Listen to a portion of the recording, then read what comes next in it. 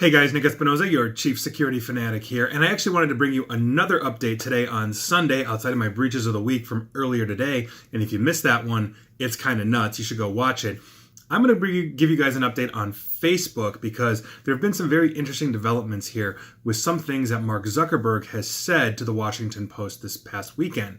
He basically told them that his site, Facebook, and other social networking sites I'm sure he's talking about, should be regulated after the New Zealand terror attack. Now, he believes new regulation is needed in 4 areas across the internet. And this is according to him.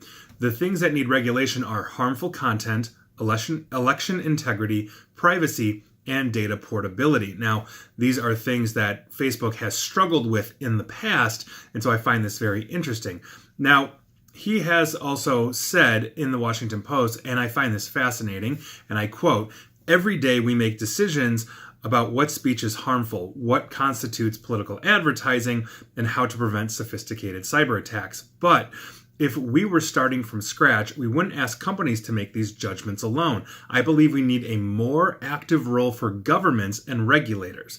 By updating the rules for the internet, we can preserve what's best about it, the freedom for people to express themselves and for entrepreneurs to build new things while also protecting society from broader harm."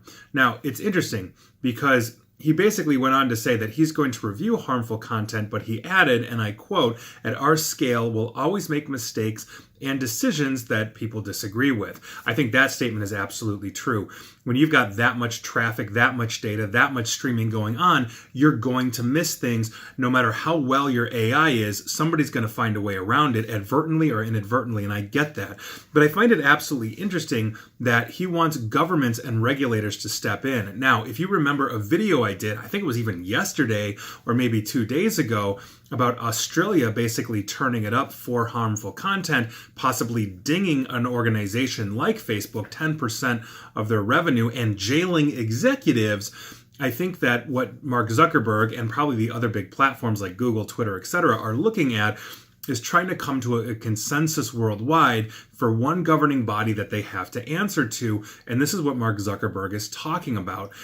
He doesn't want to have to go to the European Union for GDPR or Australia for ramped up privacy laws or Japan or the United States or Brazil or take your pick.